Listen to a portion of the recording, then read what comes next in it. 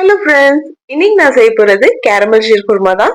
இந்த ஷீர்குர்மா நீங்க இதுக்கு செஞ்சு ஒரு தடவை பார்த்துட்டீங்கன்னா இதுக்கப்புறமா நீங்க எப்போ ஷீர்குர்மா செஞ்சாலும் இதுதான் செய்வீங்க. வாங்க எப்படி செய்யறதுன்னு பார்க்கலாம்.